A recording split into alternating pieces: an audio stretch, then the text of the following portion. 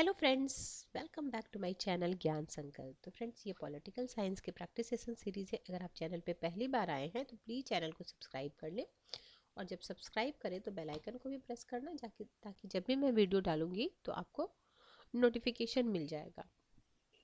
मेरे चैनल पे आपको पॉलिटिकल साइंस और हिस्ट्री की क्लासेस मिलेगी। आप किसी भी स्टेट से हो, अगर आपका सब्जेक्ट ये दोनों है, किसी भी स्टेट का पीजीटी या टीजीटी दे रहे हो या असिस्टेंट प्रोफेसर, तो काफ़ी हेल्प करने वाला ये क्लास। तो स्टार्ट करते हैं। और वीडियो पसंद आती है तो प्लीज़ वीडियो को लाइक करें।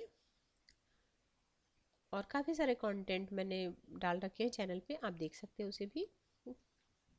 देखो, पहला है, निम्नलिखित में कौन सा अभिकथन सत्य नहीं है। ठीक है, बिल्कुल ध्यान कर, मैं जब भी क्वेश्चन कराती हूँ, देखो प्रैक्टिस करने का क्या मतलब होता है। प्रैक्टिस करने का मतलब है जो सिली जिस जो क्वेश्चन आपको आता है वो तो ठीक बात है, वो तो आएगा तभी आप ये क्वेश्चन सॉल्व कर पाओगे, कुछ नए क्वेश्चन जानोगे। लेकिन कौन कौन सा मिस्टेक हो जाता है एग्जाम में आते हुए भी क्वेश्चन, जैसे हम लोग ये नहीं नहीं पढ़ते हैं और हड़बड़ी में ये कर देते। तो जितनी ज़्यादा प्रैक्टिस करोगे तो ये सब जो छोटी छोटी मिस्टेक है वो आपके कम होते जाएंगे। देखो, उत्तर व्यवहारवादी राजनीतिक सिद्धांत मूल और तथ्य में परस्पर संबंध स्थापित करता है। क्या बोल रहा है? उत्तर व्यवहारवाद राजनीतिक सिद्धांत मूल्य और तथ्य में परस्पर संबंध स्थापित करता है। दूसरा कथन बोल रहा है, उत्तर और नहीं पूछा जा रहा है। ठीक है, उत्तर व्यवहारवाद राजनीतिक सिद्धांत सजातीय केंद्रित है। देखो, अब सजातीय केंद्रित नहीं होगा ना। देखो, उत्तर व्यवहार व राजनीतिक सिद्धांत का कार्य और प्रासंगिकता से संबंधित, बिल्कुल सही बात। उत्तर व्यवहार व राजनीतिक सिद्धांत के परिवर्तनोन्मुखी, बिल्कुल सही बात है। तो क्या नहीं सही है? तो ये वाला है। अगला है, सकारात्मक उदारवाद निम्नलिखित में किस में विश्वास नहीं करता है। देखो, कल्याणकारी राज में करता है, नैनी छोटे हाँ नैतिक माध्यम के रूप में भी करता है, लघु या मिनिमल राज में नहीं करता है। ठीक, ऑप्शन डी। देखो, सकारात्मक उदारवाद की प्रमुख विशेषता निम्न है। राज्य एक नैतिक तथा कल्याणकारी संस्था है, छोटे राज्य में विश्वास करता है। समर्थक कौन है? जेएस मिल है, टीएच ग्रीन है, लास्की है और टोनी है। रॉल्स की न्याय की संकल्पना किस पर आधारित है? तो अंतर सिद्धांत पर। तो जॉन रॉल्स 1921 से 2002 20वीं शताब्दी का एक प्रसिद्ध अमेरिकी राजनीतिक वैज्ञानिक था, जिसने अपने न्याय सिद्धांत का प्रवर्तन अपनी पुस्तक थ्योरी ऑफ जस्टिस, कई बार एग्जाम में आया हुआ, 1971 में किया है। आगे है क्वेश्चन नंबर, अच्छा, इनके पूरे न्याय सिद्धांत के बारे में दिया गया है। अगर आप देखो, क्या है न्याय सिद्धांत? समान स्वतंत्रता और सामाजिक आर्थिक विषमता का सिद्धांत। तो इसके अंतर्गत जो है, इसके अंतर्गत रॉस ने राजनीतिक और नागरिक अधिकार को शामिल किया। जो समान स्वतंत्रता है उसके अंतर्गत क्या है? राजनीतिक और नागरिक अधिकार शामिल किया है। और जो सामाजिक और आर्थिक विषमता का सिद्धांत है उसमें भेदमूलक और अवसर की समानता का सिद्धांत। तो भेदमूलक क्या है? तो रॉल्स ने इसके अंतर्गत आय और संपत्ति के वितरण को रखा है भेदमूलक में। और अवसर की समानता, इसके अंतर्गत रॉल्स ने सत्ता एवं पदों के वितरण को रखा है। यदि रॉल्स के न्यायिक सिद्धांत को क्रियान्वयन के पहले पहलू पर नजर डालिए तो इस क्रम में लागू होना सर्वप्रथम, फिर भी 2B और 2A लागू होगा। अच्छा, क्योंकि रॉल्स ने, ये देखो, ये 2A है और ये 2B है। ठीक है, तो रॉल्स ने 2B का मतलब हो गया आपका ये सामाजिक विषमता का सिद्धांत। इन चीजों के वितरण को शामिल किया। इन चीजों को लेकर लगभग प्रत्येक समाज में थोड़े बहुत संघर्ष है, तनाव के बावजूद एक सामान्य सहमति पाई जाती है। असल समस्या इसमें आती है, किसमें आती है? भेद मूलक में आती है। सबसे क्रियान्वयन को लेकर, क्योंकि इसके वितरण को लेकर प्रत्येक समाज में व्यापक संघर्ष एवं तनाव देखने को मिलता है।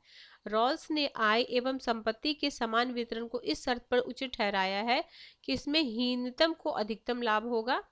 यद्यपि रॉल्स ने न्याय के वितरण को की समस्या माना है, देखो क्या है न्याय के वितरण की समस्या, फिर भी उसने अपने न्याय सिद्धांत के क्रियान्वयन में जो संपत्ति उसकी है उसको सबसे अंत में लागू करने की वकालत की है, क्योंकि इसके वितरण की समस्या का समाधान भेदमूलक डिफरेंशियस प्रिंसिपल में देखा गया है।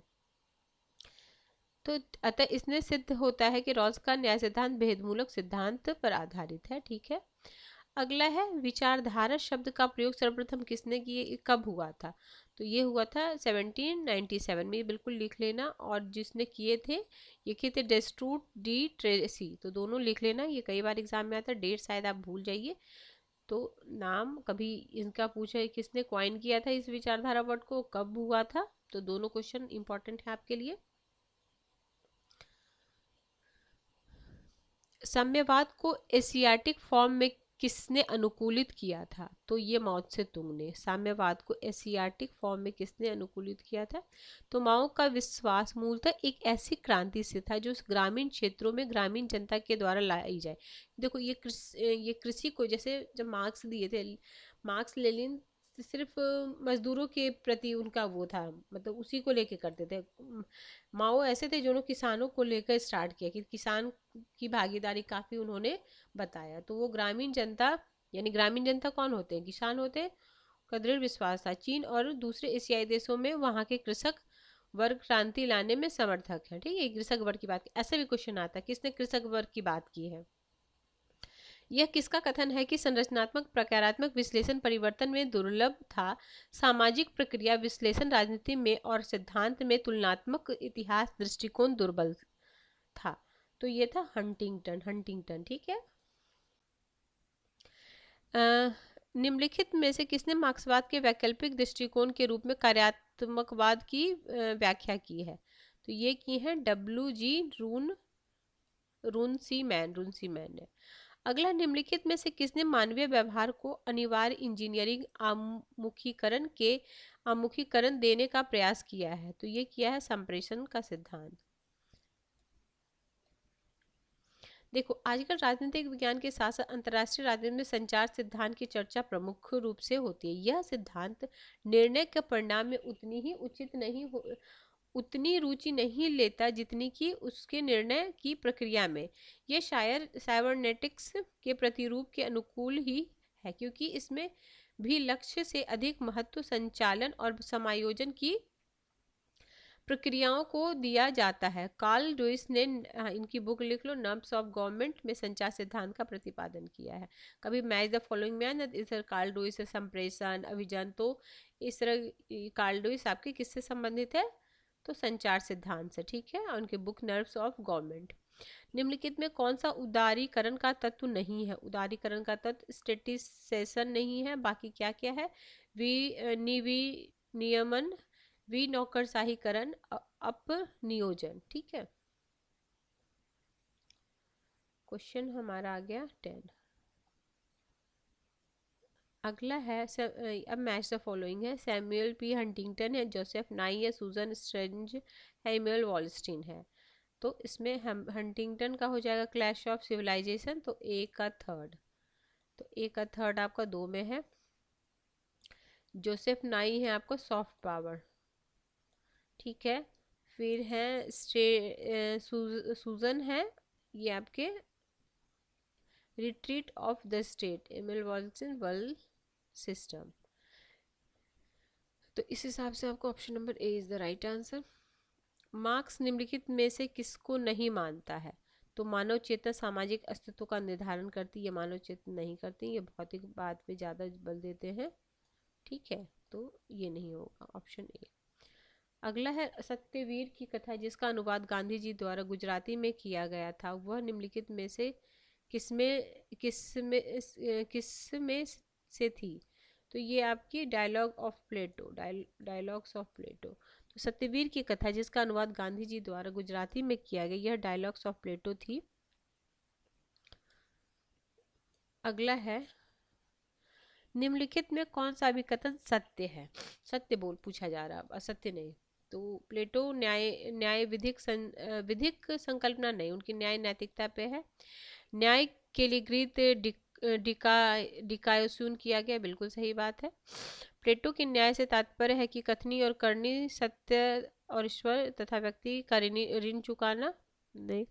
प्लेटो का उनका न्याय क्या था कि जिस वर्ग में हैं आप, उसके हिसाब से आपको, जैसे उन्होंने 3 वर्ग में बांटा था, विवेक की अधिकता अगर है तो वो शासक वर्ग या दार्शनिक वर्ग में आएंगे। जिन्हें बाहुबल की है तो वो सैनिक वर्ग, और जिनमें क्षुधा है, तृष्णा है, तो वो आपके उत्पादक वर्ग।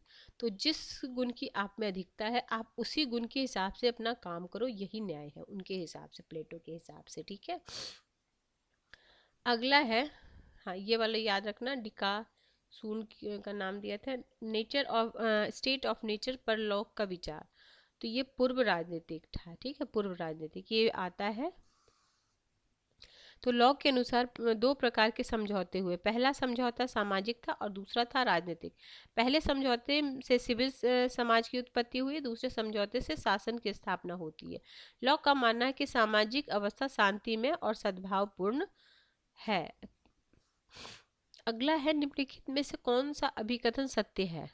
द प्रिंस में गणतंत्र के राजनीतिक अस्थिरता बनाए रखने के लिए मांगे उपलब्ध कराने का विचार किया गया। द डिस्कोर्सेस में जागीरों में राजनीतिक स्थिरता बनाए रखने के लिए अपेक्षाएं प्रतिपादित करना।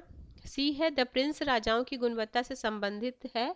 द डिस्कोर्सेस में नागरिकों की मांगों पर अपेक्षाकृत अधिक बल दिया गया। तो यही है ऑप्शन सत्य। यह किसने कहा कि मानव स्वभाव सामाजिक संबंधों की समष्टि है? तो एम एन रॉय। मानव स्वभाव क्या है? सामाजिक संबंधों की समष्टि है, ऑप्शन बी। अगला है, अरविंदो मुक्त किसके लिए विख्यात हैं? तो ये क्रांतिकारी कार्यकलाप, life of divine, obviously life of divine उनकी पुस्तक है। अगला है, प्लेटो का न्याय सही कार्य करने की प्रवृत्ति का प्रतिपादक है। बिल्कुल सही बात, अन्याय झेलने से अच्छा है अन्याय करना। तो नहीं, ये सही है और आर गलत है, बिल्कुल एकदम स्पष्ट हो रहा है इसमें। तो आगे फ्रेडरिक हेयक है, जॉन रॉल्स है, अमर्त्य सेन है, अरस्तू है। तो अरस्तू की द पॉलिटिक्स आपको सबको पता होगा। ठीक है, और हेयक की है द रोड्स ऑफ फ्रीडम, मैंने कितनी बार अपनी क्लास में बता चुकी हूँ ये बुक। फिर हो गया Amartya Sen theory of justice, John Rawls न्याय का विचार। तो इस हिसाब से आप डी में फर्स्ट, तो एक से आपका हो जाता। आगे चलते हैं। अगर क्वेश्चन अच्छा लग रहा फ्रेंड्स तो प्लीज़ ज़रूर लाइक करें वीडियो को। अरस्तु के कार्योत्पादन सिद्धांत में निम्नलिखित का सही अनुक्रम बताइए। भौतिक कारण, औपचारिक कारण, अंतिम कारण, निमित्त कारण। तो देखो, हम भौतिक को पहले ले सकते हैं, तो अगर फर्स्ट को भी पहले लेते तो आपको बन जाता है। देखो, भौतिक है, फिर निमित्त है, निमित्त है क्या, निमित्त के बाद औपचारिक, औपचारिक के बाद अंतिम कारण। ठीक है, आगे अब है कंपैरेटिव पॉलिटिक्स से क्वेश्चन है, निम्नलिखित में कौन से दृष्टिकोण सिद्धांतों से सर्वप्रथम लोकतंत्र और समाजवाद की समीक्षा आरंभ की गई? तो एलाइट सिद्धांत से। ठीक है, किसकी? लोकतंत्र और समाजवाद की। निम्नलिखित में से किसने गैर प्रतियोगी पार्टी प्रणाली को एक दल साम्यवाद सत्तावादी, एक दल बहुलवादी, एक दल सत्ताधारी से विभाजित किया? तो 22 का है आपका ये ला पलम्बरा और माइनर विनर, ऑप्शन बी। तो इन्होंने ला पलम्बरा और माइनर विनर दो प्रकार के दलीय पद्धति बताई है। कौन कौन सा? प्रतियोगी दल और अप्रतियोगी दल। उन्होंने अप्रतियोगी दल को इसी को भी तीन भागों में, एक दल निरंकुश पद्धति, एक दल बहुलवादी पद्धति, एक दल सर्वाधिकारी पद्धति। ठीक है, अगला है, निम्नलिखित में से किस प्रकार की सरकार में सरकारें विधानमंडल के अनिवार्य भाग के रूप में द्वितीय सदन होती है? तो संघीय, ऑप्शन डी। अगला है, संसदीय संघीय रिपब्लिकन, अध्यक्षात्मक संघीय रिपब्लिकन, संसदीय एकात्मक राजतंत्र, संसदीय कम अध्यक्षात्मक एकात्मक रिपब्लिकन। ठीक है, तो देखो संसदीय और संघीय रिपब्लिकन, तो इसमें हो जाएगा आपको एक का सेकंड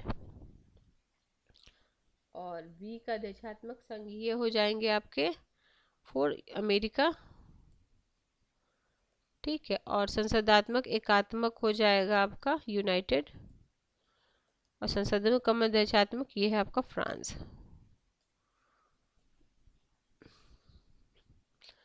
आगे है ये क्या है 25। निम्नलिखित में से किस देश में राज्य न्यायालय को सभी स्तर के न्यायालयों में न्यायिक समीक्षा का अधिकार प्राप्त करता है? तो अमेरिका। आज 30 ही क्वेश्चन करेंगे फ्रेंड्स, बाकी को इसमें 75 क्वेश्चन है इस प्रैक्टिस में, तो बाकी का जो रेस्ट बचेगा वो मैं अगले क्लास में करा दूंगी आपको। निम्नलिखित में कौन संसदीय सरकार की सबसे महत्वपूर्ण विशेषता है? संसदीय तो कार्यपालिका का विधानमंडल के प्रति सामूहिक उत्तरदायी, जो हमारे देश में है। किसी वेयर द्वारा निम्नलिखित में से कौन सी संघीय पद्धति के अन्य संघीय पद्धतियों की जांच के लिए मॉडल पद्धति माना गया है? तो अमेरिकी संघीय पद्धति। नीचे दिया गया दो कथन, संकट की स्थिति के लिए अध्यक्षात्मक पद्धति उपयुक्त है। ठीक है, राष्ट्रपति की पदावधि निश्चित होती है, क्योंकि वहाँ पे क्या होती है, राष्ट्रपति, जैसे अमेरिका में राष्ट्रपति की जो होती है सही निश्चित होती है ना, तो सही बोल रहा है ऑप्शन ए। 29 आमंड की राजनीतिक अवस्था की विशेषता अधिकतर निम्नलिखित में से किसके संविधान से मिलता जुलते? तो यूनाइटेड स्टेट ऑफ अमेरिका। आगे है, निम्नलिखित में कौन राजनीतिक संगठनों के संस्थानीकरण और प्रक्रियाओं के साथ राजनीतिक विकास का संबंध है? तो हंटिंगटन, ऑप्शन ए। तो ठीक है फ्रेंड, 30 क्वेश्चन किए हैं हम। नेक्स्ट क्लास में जो बच्चा है इसमें क्वेश्चन वो करा दूंगी। अगर किसी वजह से ये आपको चैनल हेल्प कर रहा है तो प्लीज़ ज़रूर चैनल को सब्सक्राइब कर ले और ज़्यादा से ज़्यादा अपने फ्रेंड्स फैमिली में शेयर करें, जो भी प्रिपरेशन करने वाले होंगे, जिनका भी सब्जेक्ट पॉलिटिकल साइंस हिस्ट्री होगा उन तक ज़रूर ये वीडियो पहुँचा दीजिएगा। जितने ज़्यादा से ज़्यादा लोग मेरे से जुड़ेंगे फ्रेंड्स, तो मुझे भी मोटिवेशन मिलेगा। तो मिलते हैं हम नेक्स्ट वीडियो में। आप ही हैं कि पहुंचा सकते हैं, जो आप देख रहे हो तो आपकी जान पहचान जो भी हो ज़रूर उन तक मेरी वीडियो पहुंचाइएगा। तो मिलते हैं हम नेक्स्ट वीडियो में। Till then bye bye.